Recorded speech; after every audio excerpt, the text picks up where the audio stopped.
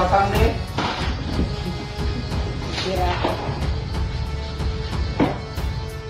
Nanti kalau tulisan datang ke TPS ya, Kopros ya. Udah ada bayangan? 300.000. Difoto Pak? Dibuka Pak, dilihat kan? Ini itu untuk apa? Relawan kita Pak. Relawan 01. Buat di cara coblosnya itu. Cara coblos. Itu kan butuh uang bensin, uang apa buat beli minum. Nah, artinya itu. Yang nyuruh kau siapa? Yang sawi Mas. Yang menyuruh siapa? Siapa menyuruh? Siapa menyuruh? Bos siapa? Bos saya Pak. Siapa? Orang Jangan. Sebut namanya. Sebut namanya. Kau ambil uang dari mana? Dari mana uangnya? Uangnya dari mana? Siapa? Jumlah uang yang kau ambil. Kader Pak. Saya dibilang pelatihan kader gitu aja sudah. Kita buru kau. Nah, ini 300. Ini 300. Berarti variasi dia. Siap.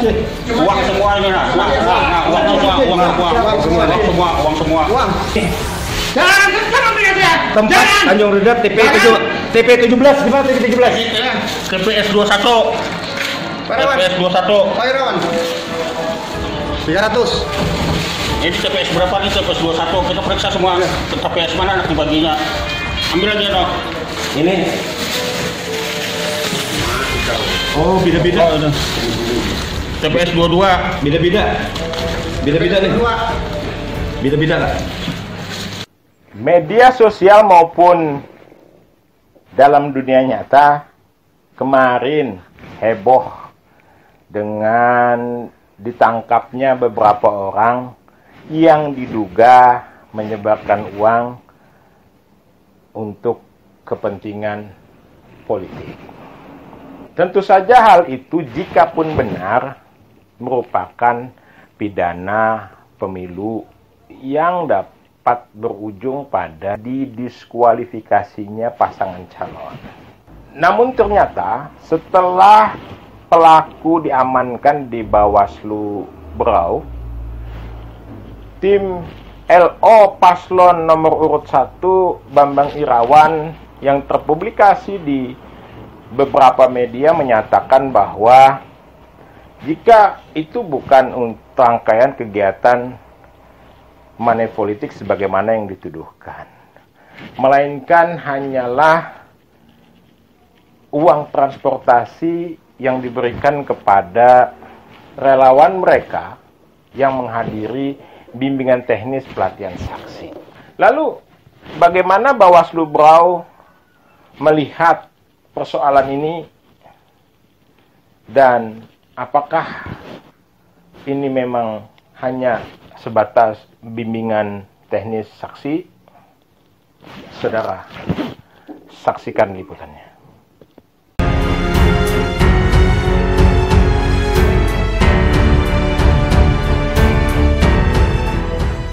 Jadi Pak Tamjidilah, Pak Idil aja ya biar enak saya manggilnya, kan akrabnya Pak Idil nih.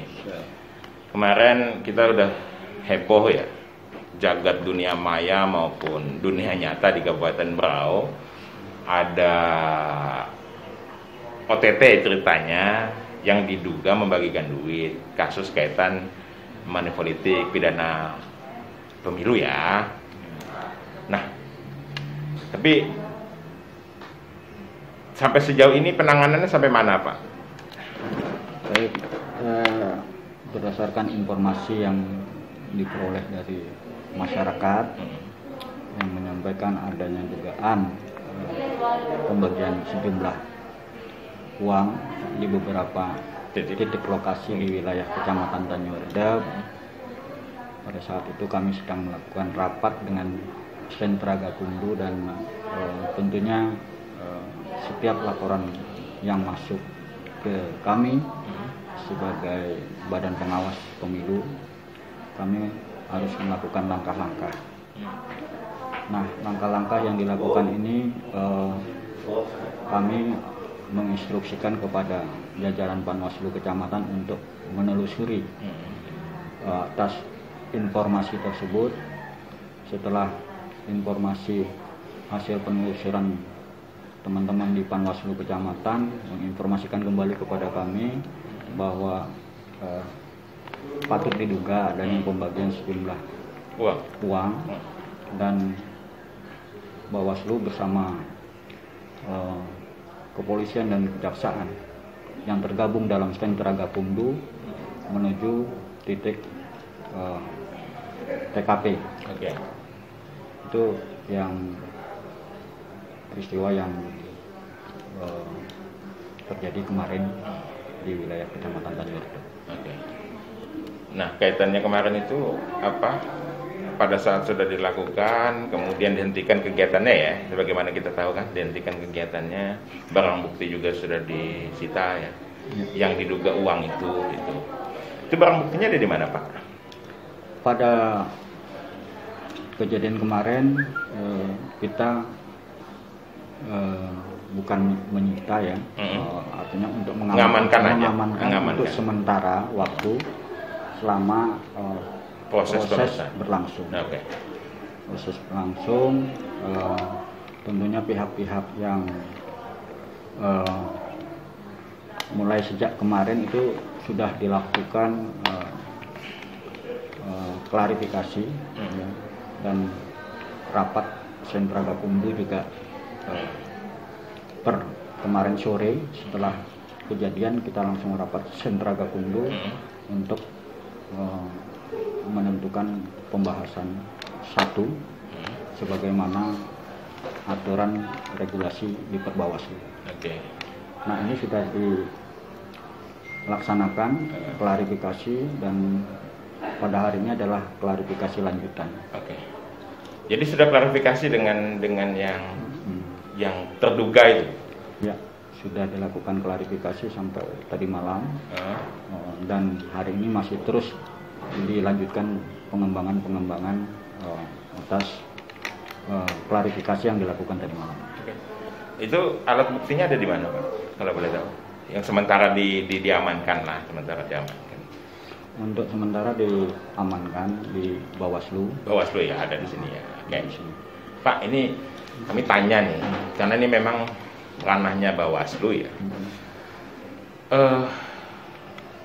Di selama masa kampanye ini, Pak, itu setiap pasangan calon yang mengadakan kegiatan, itu harus melakukan pemberitahuan nggak, Pak, ke Bawaslu? Baik, terkait dengan kegiatan saat ini adalah tahapan kampanye, di mana setiap pasangan calon memiliki hak yang sama untuk melaksanakan kegiatan kampanye sesuai dengan kesepakatan zonasi masing-masing. Setiap kegiatan kampanye, tahapan kampanye itu harus ada STTP, surat tanda pemberitahuan kepolisian. Oke. Nah, jika tidak ada pemberitahuan, tentunya hal demikian dapat dibubarkan. Dapat dibubarkan ya. Kalau kemarin waktu kegiatan yang pada saat dilakukan diduga OTT itu ada pemberitahuannya kan? Berdasarkan informasi yang kami dapatkan itu tidak ada STTP. Dan memang kemarin tuh kalau saya jadwalnya 02 ya, sepengetahuan kami ya. Sesuai dengan jadwal untuk di zona 1 adalah jadwal pasangan calon nomor urut 2. Ya, betul. Ya. Sedangkan pasangan calon nomor urut 1 sesuai dengan jadwal di wilayah pesisir. Ya. Oke. Nah, jadi kan LO-nya Paslon 1 nih ngomong bahwa kemarin itu adalah kegiatan BIMTEK saksi mereka gitu. Nah, itu yang tersebar luas di beberapa media klarifikasi itu. Nah, makanya kami tanyakan, setiap kegiatan kan harusnya ada pemberitahuan toh. Dan ternyata jawabannya belum ada pemberitahuan ya. Sudah positif mendadak ya. Tentunya hal ini bisa di cross check di pihak kepolisian yang menerbitkan STTP. Kami tidak bisa berstatement ini pihak kepolisian tentunya yang punya kewenangan menjawab terkait dengan STTP. Kita diskusi bukan ranah kaitannya itu ya, tapi untuk memperluas wawasan. Jangan sampai kemudian publik yang melihat pertanyaan saya, kemudian Pak Bawaslu menjawab, lalu menjuruskan pada persoalan kasus kemarin. Yang saya mau tanya gini, ini pasti ranah tugasnya Bawaslu lah. Dalam pengawasan, ranah tugas pengawasan Bawaslu, ketika ada suatu acara semacam BIMTEK, bimbingan teknis untuk saksi, ya. Artinya menurut Bawaslu, ranah pelatihan saksi itu harus ada kertas pencoblosan suara. Untuk pelatihan saksi dari masing-masing paslon itu dibenarkan paslon membuat spesimen, ya, spesimen terkait dengan contoh surat suara. Spesimen itu lebih tepatnya adalah contoh surat suara. Terkait dengan nanti hal itu tujuannya adalah mengedukasi kepada masyarakat pemilih untuk menggunakan hak pilihnya, sehingga hak surat suara yang diberikan pada hari pencoblosan menjadi sah. Itu tujuannya adalah mengurangi surat suara yang rusak pada saat hari pencoblosan. Nggak, maksud saya gini, kalau untuk edukasi ke masyarakat bukan pelatihan saksi dong namanya kan? Kalau pelatihan saksi kan berarti saksi mereka di TPS nanti. Apa hubungannya dengan spesimen surat suara gitu maksud saya? Tapi ini tidak ada kaitannya dengan kasus kemarin loh ya. Saya tegaskan ini tidak ada. Di sini sekadar saya mau bertanya saja. Terkait dengan pelatihan saksi tentunya ada hak-hak yang harus disampaikan mungkin dari tim pemenangan masing-masing paslon. Itu punya hak yang sama untuk melatih para saksi. Namun setiap kegiatan pelatihan saksi itu harus ada pemberitahuan dan tempatnya jelas, jam berapa dilaksanakan. Jadi tidak bisa juga pelaksanaan kegiatan, apalagi saat ini kita tahu adalah di tengah pandemi COVID-19. Betul sekali, itu maksudnya. Dan tentunya pelatihan saksi ini bisa saja masing-masing pasangan calon meminta dari pihak KPU untuk menyaksikan, untuk memberikan saran atau saran sehingga pemateri sebagai karena KPU adalah teknis dalam hal penyelenggaraan. Oke. Nah, sepanjang pengetahuan Bapak selaku Bawaslu sampai hari ini ya sudah 2 periode Pak ya? Ya kan, 2 periode di Bawaslu. Yang saya mau tanya gini, wajarkah Pak? Ini saya tidak bicara kasus kemarin ya. Saya tegaskan tidak bicara kasus kemarin.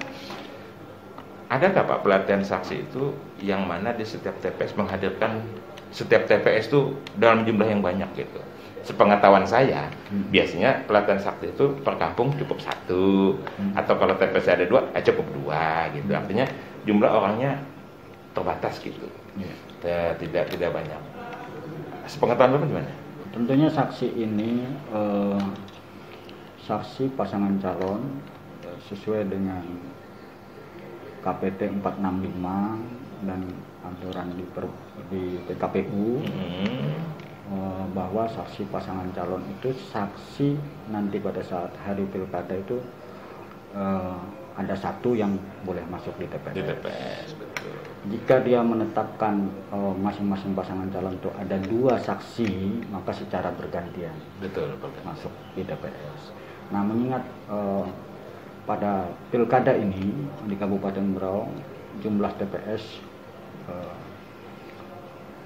558 yang tersebar di 13 kecamatan. Tentunya sudah dapat diprediksi berapa jumlah saksi dari masing-masing paslon berdasarkan jumlah TPS. Paling banyak artinya kali 2 dong dari 558 ya. Siap. Oke, baik. Makasih Pak Edir. Siap. Media online. Di sini kau dapat berita aktual dan terpercaya. BerauNews.com, media online, selalu membangun lewat berita, informasi terpercaya.